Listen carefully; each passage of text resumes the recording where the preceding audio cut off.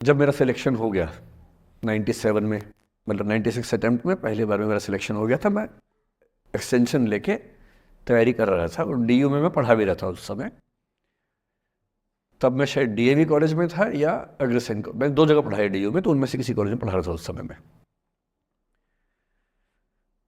तो उस समय एक लाइब्रेरी है कैंपस में ही, सेंट्रल रेफरेंस लाइब्रेरी, आप जानते होंगे, CRL बोलते हैं, जो विवेकानंद जी की स्टैचू है उसके सामने ही वो लाइब्रेरी है।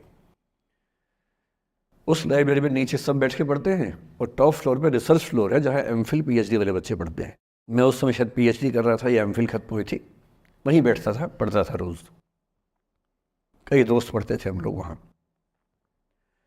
हम सुबह 8 बजे लाइब्रेरी खुलते ही वहाँ घुसते थे, रात को 1 बजे निकलते थे लाइब्रेरी बंद होने के समय।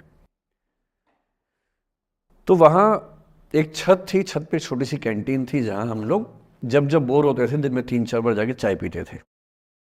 चाय पी ली, बिस्किट खा लिया, थोड़ी गप्पे मार ली, वो सब वहाँ करते थे। तो वहाँ मेरे बहुत सारे दोस्त थे, उनमें से कई लोग अब बहुत सीनियर सिविल सर्वेंट्स हैं, कुछ लोग प्रोफेसर्स हैं डीयू में। 2 बच्चे थे मुझसे जूनियर, 3-4 साल जूनियर थे, बड़े प्यारे बच्चे थे।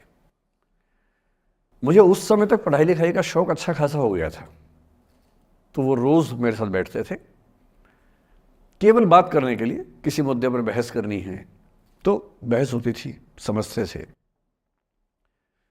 फिर मुझे पता लगा कि वो दोनों रिलेशनशिप में हैं, रिश्ते में हैं, दोनों ने शादी भी कर ली।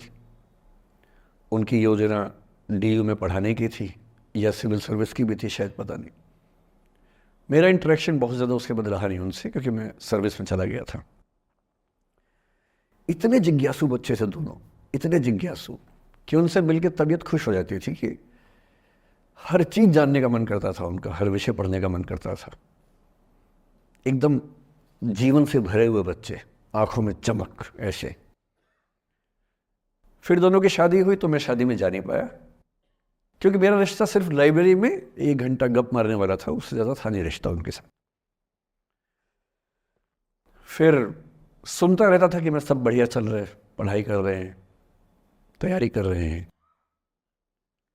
इंटरकास्ट मैरिज की उन लोगों ने, खूब हंगामा हुआ, दोनों घर में तलवारें खिंच गई, किसी तरह से तलवारें संभाली गई, मैनेज हुआ, दोनों साथ रहने लगे। और फिर 3-4 साल के बाद एक दिन मैंने खबर सुनी कि उस बच्ची ने फंदा लगा के जीवन लीला समाप्त कर ली। ये बात भी दिल्ली विश्वविद्यालय की है, उस दौर के सब लोग इस कहानी को जानते हैं।